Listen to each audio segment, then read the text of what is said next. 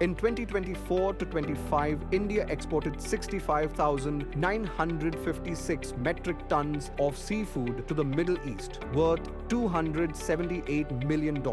That sounds impressive until you realize it's down nearly 12,000 metric tons from the peak just 2 years ago. And now, a war has broken out in West Asia. Today, we investigate how a conflict thousands of kilometers away is quietly squeezing the Indian shrimp farmer and what the only real way forward looks like. Let's start with the numbers. The Middle East is one of India's most important seafood destinations. According to MPEDA data, exports to this region grew steadily from 53,905 metric tons in 2015 to 16 all the way to a peak of 77,677 metric tons in 2022 to 23, valued at $330 million.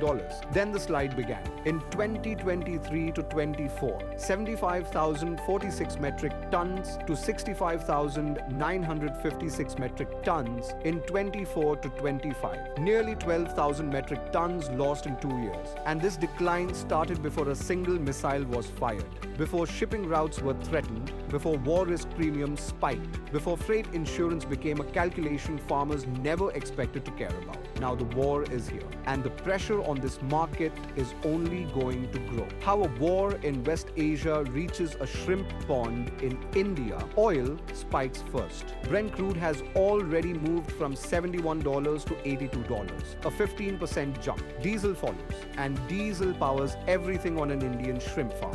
Aerators, generators, transport. Every rupee increase in diesel directly raises the cost of running every pond in the country.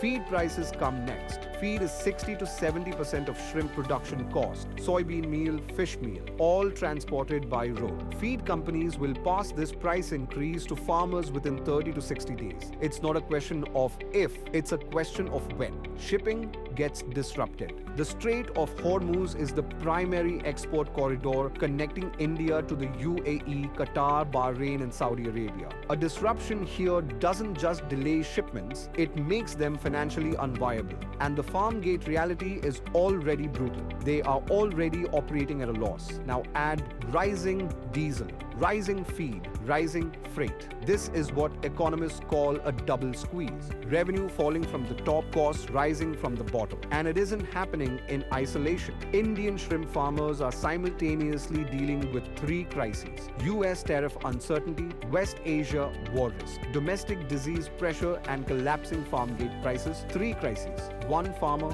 one pond. The big question nobody is asking. Loudly enough, if the US market is under tariff pressure, if the Gulf market is under war risk, if the EU free trade agreement is still 1 to 2 years away, where does Indian shrimp go? The answer has been here all along. India has approximately 750 million non-vegetarian consumers. If every one of them eats just 500 grams of shrimp per year, half a kilogram, the domestic demand created would be 375,000 metric tons. The Middle East, our struggling export market, currently buys 65,956 metric tons.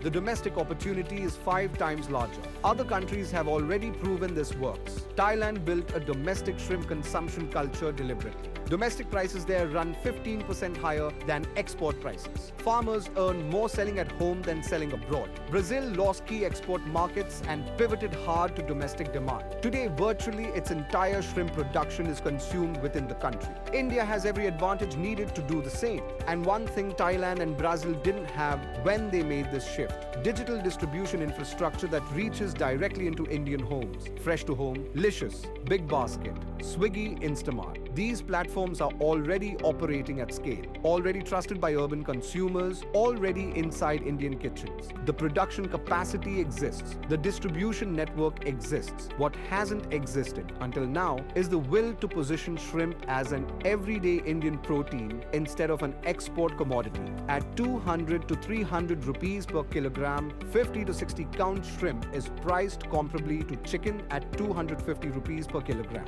Nutritionally, shrimp is superior. Higher protein, lower fat, rich in omega-3. The product is right, the price is right. The platforms are ready. The missing piece is a serious domestic consumption push. and 2026 may be exactly the right moment to start it. What happens next? The war in West Asia is not in our control. The oil price is not in our control. The US tariff decision is not in our control. But strategy is. The farmers who will come out of 2026 stronger are the ones who reduce dependency on any single export market, manage input cost with precision, and begin exploring domestic channels before they are forced to. Crisis is never permanent, but only those who adapt survive. This is not the time to panic. This is the time to reposition. If you found this analysis useful, hit the like button and subscribe to fishery.news for more impact stories. Do you think India is ready for a domestic seafood consumption revolution? Drop your thoughts in the comments.